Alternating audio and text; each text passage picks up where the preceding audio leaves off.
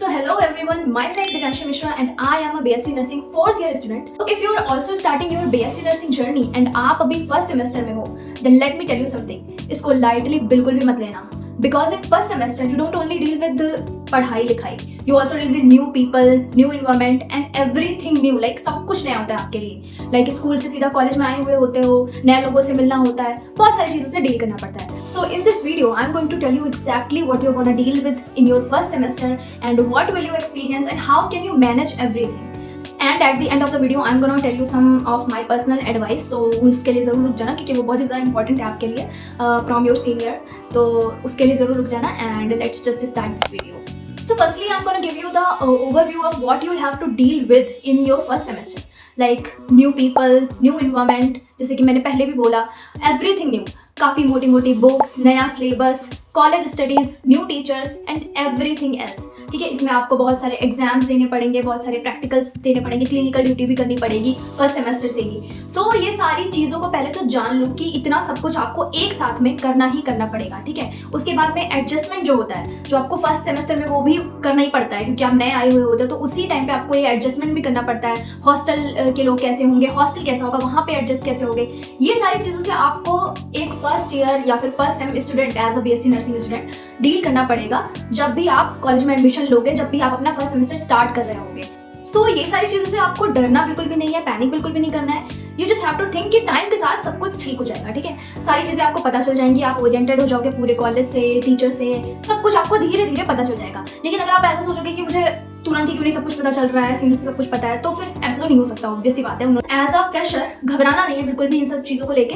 थोड़ा सा पेशेंस रखो, अपने आप चीज़ें एडजस्ट हो जाएंगी. The second thing will be college studies which will not be equal to your school studies. देखो कॉलेज स्टडीज जो होती है वो मतलब कि स्कूल स्टडीज से बहुत ही ज़्यादा डिफरेंट होती है. लाइक स्कूल में आपको टीचर्स होते हैं गाइड करने के लिए, एक सिलेबस होता है पर्टिकुलर कि उसी से क्वेश्चन आएगा, आपको इंपॉर्टेंट क्वेश्चन भी कई बार बता दिए जाते हैं. बट कॉलेज में ऐसा कुछ भी नहीं होता है कि आपको सारी चीज़ें खुद ही फाइंड आउट करनी पड़ेगी और जो स्टडीज़ होती है वो भी ऑलमोस्ट आपको खुद ही करनी पड़ती है. और जितनी सारी चीज़ें हैं वो आपको खुद ही ओरिएंट करनी पड़ेंगी अपने आप से. लाइक आपको कोई सामने से बताने नहीं आएगा चीज़ें. अगर आप पूछोगे किसी से, लाइक टीचर से भी अगर आप पूछते हो तो वो आपको बताएंगे जैसे भी है जो सारी चीज़ें होती हैं.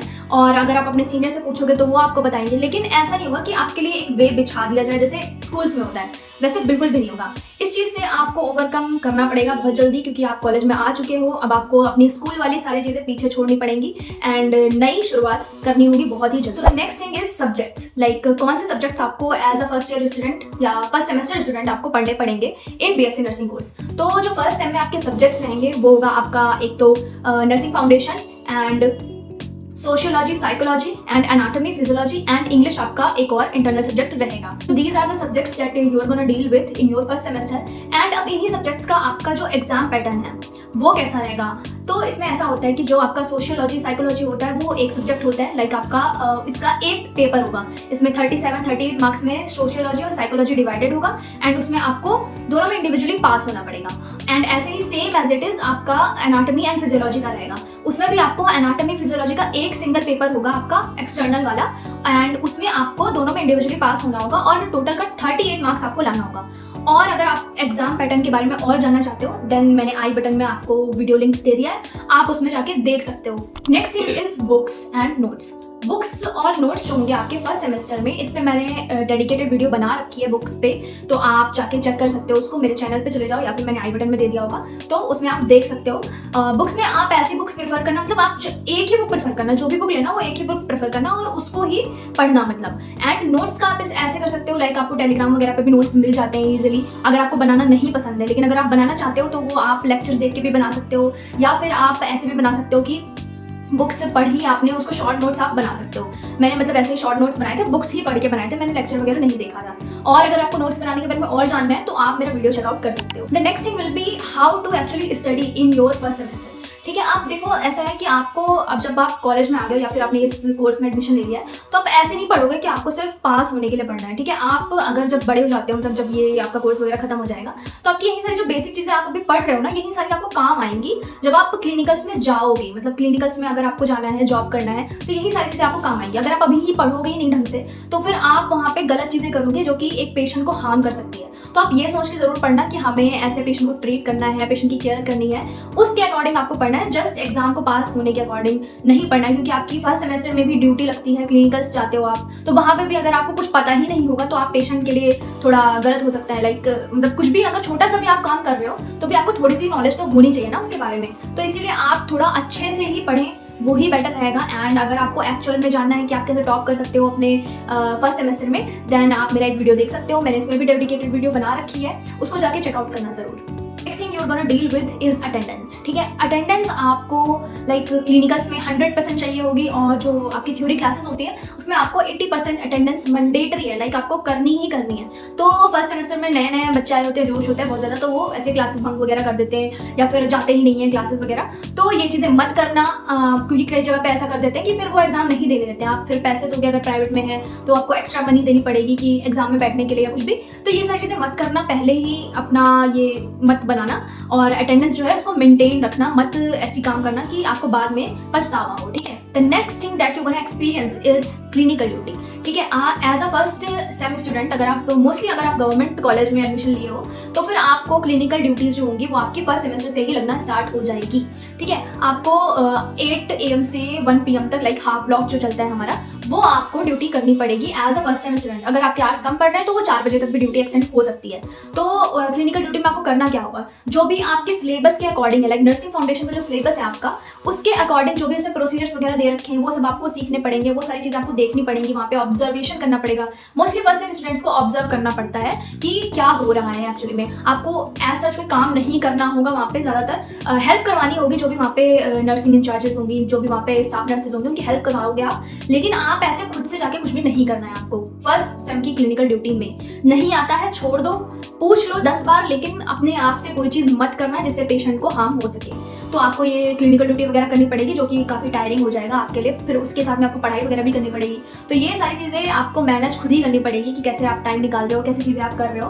तो ये था clinical duty. The next thing you gonna deal with is friendships. Like आपको फर्स्ट सेम में ऐसा होगा, जब आप नए नए आए आपका बहुत बड़ा सा ग्रुप बनेगा, आप बहुत सारे लोगों से बातचीत करोगे, आपको लगेगा सारे कितने अच्छे लोग हैं। ठीक है, और फिर वो 1 महीने 2 महीने बाद ही पता चल जाता है कि कौन कितना अच्छा है। तो ये चीज़ें आप अपने दिमाग में पहले ही बैठा लेना कि अगर अभी ये बहुत ज़्यादा स्वीट बन रहा है तो इसका मतलब ये नहीं कि आपके साथ चारों साल वो फ्रेंड ही रहेगा। और ये सोच के कि हाँ इसके साथ मेरी बन रही है, ऐसे किसी को हॉस्टल में मतलब या फिर रूममेट्स जो आप बोलते हो पीजी में रहने के लिए मतलब मत रख लेना ऐसे तुरंत के तुरंत। थोड़ा सा पहले जज करो इंसान को कि इसके साथ तुम रह भी पाओगे, अगर किसी के साथ रहना पड़े तो उस इंसान के पास आप रह भी पाओगे कि नहीं। ऐसे ही मतलब शुरू में एकदम से जल्दबाजी में डिसीजन ये वाला मत लेना, क्योंकि फिर आप बाद में बहुत ज़्यादा रिग्रेट करोगे अगर आपने गलत रूममेट चूज कर लिया तो।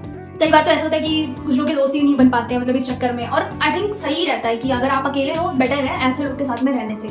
तो ये भी माइंड मेकअप करके चलना कि कोई भी कभी भी कैसा भी निकल सकता है। Now finally some of my advice जो कि मैं आप लोग को देना चाहूंगी एज योर सीनियर, कि सबसे पहले तो आपको डोंट पैनिक। ठीक है, अपने स्टार्ट में आपको पैनिक नहीं होना है बिल्कुल भी कि कैसे सारी चीज़ें होंगी, कैसे मैं पढ़ूंगा, कैसे मैं एग्जाम में लिखूंगा, कैसे क्या क्या होगा, वो सारी चीज़ें आप नहीं सोचो इस बारे में। ठीक है, वो धीरे धीरे करके आपको पता लग ही जाएगा। नहीं पता लगेगा तो बहुत सारे वीडियोस दे रखे हैं, बहुत सारे यूट्यूब चैनल हैं, आपके टीचर्स हैं, आपके सीनियर्स हैं, आप उनसे पूछ सकते हो। तो ये सारी चीज़ों में आपको पहले तो पैनिक नहीं होना है। Second thing is don't force your friendships. Like किसी के साथ आप देख रहे हो लाइक कुछ कूल लोग आपके सामने से बन रहे हैं, बहुत कूल है, तो आपका ऐसा मन होता है कि हाँ मैं भी इनका दोस्त बनूँ, मैं भी इनके साथ में दोस्ती करूँ। लेकिन आपको ऐसा नहीं करना है, आपको ऐसे दोस्ती को फोर्स नहीं करना है। नेचुरली जो आपकी दोस्ती हो रही है, किसी से बातचीत हो रही है तो आप उससे बात करो, बट किसी को भी किसी भी चीज के लिए किसी भी रिलेशनशिप में फोर्स मत करना। Next thing is take your studies seriously. ठीक है, आप ऐसे नहीं कि अपना बेसिक ही भूल जाओ। ये जो आपका फर्स्ट सेम होता है वो आपका बेसिक होता है, और nursing foundation one of the most important subject है नॉर्सेट के लिए।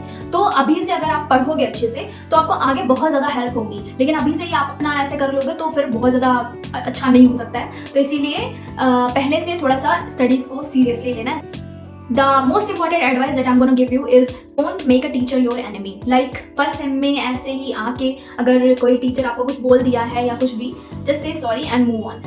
डोंट लाइक बहस करने की कोई जरूरत नहीं, मत करना। तुम्हें नहीं पता है कि कितने साल वो टीचर वहाँ पे रहेगा, और तुमको तो 4 साल रहना ही रहना है। तो बाद में ना वो फिर अलग सब्जेक्ट के बनते हैं या कुछ भी होता है, तो उससे आपको बहुत ज़्यादा प्रॉब्लम हो सकती है, क्योंकि आपको लॉग बुक वगैरह साइन करवाना होता है, प्रैक्टिकल फाइल्स में होता है साइन कराना, बहुत सारी चीज़ें होती हैं जो टीचर्स के ऊपर डिपेंड करती हैं। तो बेहतर यही रहेगा कि किसी भी टीचर को आप अपना एनिमी मत बनाओ। नॉर्मली जिससे बात जैसे भी वो बोल रहे हैं या जो भी वो बोल रहे हैं नॉर्मली देख लो, कर लो जो भी चीज़ें, एंड ज़्यादा 30 मार खा बनने की जरूरत नहीं है, क्योंकि वहाँ पे आपका फायदा नहीं नहीं हो रहा है, ठीक है। एक होता है सेल्फ रिस्पेक्ट, ऑफ कोर्स आपको सेल्फ रिस्पेक्ट के लिए बोलना चाहिए, बोलो भी आप, लेकिन फालतू में मत बहस करो, बस मेरा ये कहना है। And last but not the least कि आपको माइंड मेकअप करके आना है अपना। आप अभी फर्स्ट सेमेस्टर में अगर आ भी चुके हो, अपने कॉलेज अपना ज्वाइन भी कर लिया है, तो भी आपको ये दिमाग में रखना है कि ये चीज़ें आपके साथ हो सकती हैं, ये चीज़ें आपको डील करनी पड़ेगी, तो इसको अपने दिमाग में ज़रूर रखना। बाकी तो सारी चीज़ें आप कर लोगे, मुझे पता है सारे कर लेते हैं। और ये भी सोचना कि आप अकेले नहीं हो, ठीक है। आपकी तरह वहाँ पे 60 और लोग आए हुए हैं, तो वो भी उन सारी चीज़ों से डील कर रहे हैं और आगे बढ़ रहे हैं, तो आपको भी सेम करना होगा, ठीक है। So that is it for the video and I hope you liked it, and if you did do give it a like and subscribe my channel if you have not. बहुत सारे लोग देखते हैं video और चले जाते हैं और सब्सक्राइब नहीं करते, तो प्लीज़ सब्सक्राइब कर लो मेरे चैनल को एंड 10K करा दो जल्दी से। एंड हाँ, don't forget to follow me on Instagram as well. And अगर आपको नोट्स वगैरह चाहिए, बुक्स वगैरह के PDF वगैरह थोड़े बड़े चाहिए, बुक्स वगैरह के PDF एंड ऑल ये सब चाहिए, तो मेरा टेलीग्राम चैनल ज्वाइन करो। एंड या दैट्स इट, बाय बाय।